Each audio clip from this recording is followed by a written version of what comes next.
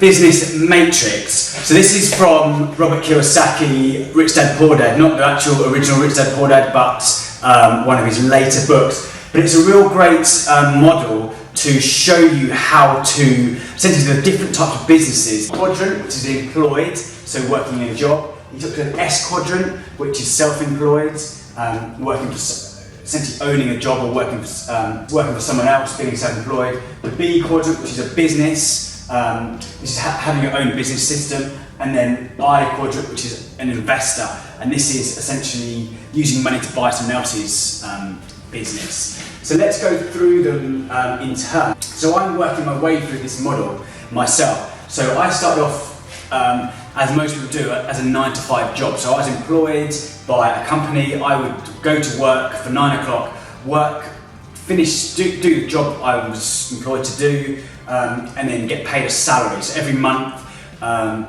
something magical happened, money would come into my bank account because I'd get paid for working this job. So this is employed. So this is kind of the thing that majority of people in the UK follow. So there's nothing wrong with it, but it's not necessarily the best model if you want to have financial freedom or you want to essentially free up your time. The problem is, there's good things and bad things about being employed. It's secure, so you don't have the mind, kind of the stress of if customers don't come to you or buy your product, you don't necessarily have to take on that worry. The shareholders or whoever you're working for, they have to worry about that. So the good thing about being employed, you have security. So you know how much money's going to come in each month, even if there's kind of, if you don't do a good job, you still have to go down kind of tribunals and kind of leaving that job. There's certain kind of protection that you have. So you have a salary, you have a boss, so you basically have to do what the boss says. So he'll give you a list, that you'll have a kind of a job description, you'll have to do everything essentially what he says.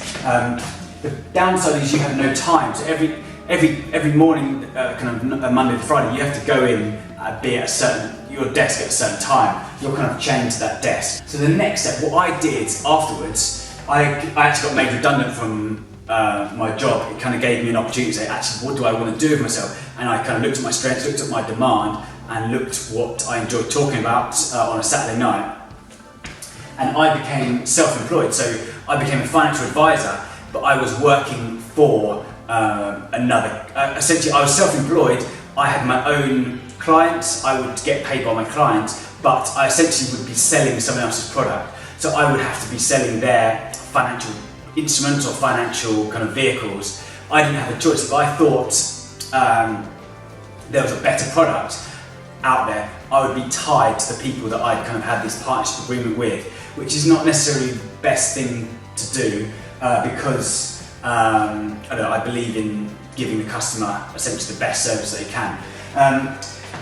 So I essentially was owning a job. I thought I had my own business, but I was essentially self-employed, because if the main company who I was self-employed by decided to take out the best product, I don't have any control over that. If they decided to, they could always, if they didn't see the partnership working, they could essentially let me go at a moment's notice, because I didn't have any kind of, the good thing about being employed, you have kind of legal kind of protection that they can't kind of just sack you. You have to go through a kind of a formal process. So being self-employed, essentially, I had to sell other people's products. If I was going to sell my business, I would get a much less valuation because I don't have any of my own products that I created. So yeah, essentially I moved from 1 to 2 here. There were benefits of being self-employed. You learn how to sell, which is a real important skill, especially if you're a business owner. You have to sell your own products. So essentially moved from employed to being self-employed, but then I kind of thought, I don't want to be selling other people's product, I want to make my own product. I think I can make a better product than what the competitor that I was working, or that I essentially was self-employed, I had the partnership agreement with. So I now moved to being a business owner, where essentially I'm now building a system that I think, a business system that, and create that, essentially the idea would be that doesn't need me to be there. So Tim Ferriss in the 4-Hour Workweek talks a lot about this, where essentially you're creating a business system that you don't need to be present, that it can be churning away. Either you get employees to do this, or you can automate this process and you get kind of an automated system doing this. So this is where I am at the moment. So I've got other people working for me. So I've got employees that work for me. I pay them and outsource work that's not necessarily my specialist skill, and they do a better job than I do, and I pay them like a salary. It's not a salary, but I pay them to do that job. So that's the next stage, that's kind of the third stage. And then the fourth stage is to be an investor.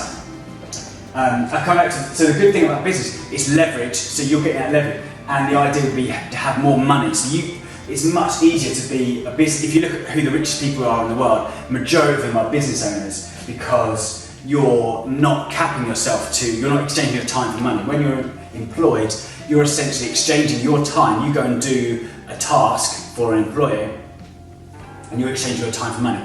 Where for a business owner, you don't need to be there. You can build an app or a piece of technology, and then you can sell that app to someone else, and then literally 1,000 people, or one person can use that app, or 1,000 people can use that app, and it doesn't matter to you because you're not exchanging your time for money.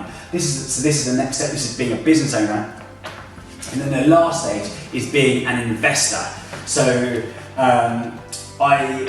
so in my journey, I own shares. That are part of a business. I was offered equity. I was given equity in a app company, like a delivery app company, where other people exchanged money. I exchanged my time, so what they call sweat equity. I offered them business advice, and they gave me 10% of their company, and I don't need to be there. They're employing other people to work for their business, and I don't need to be there.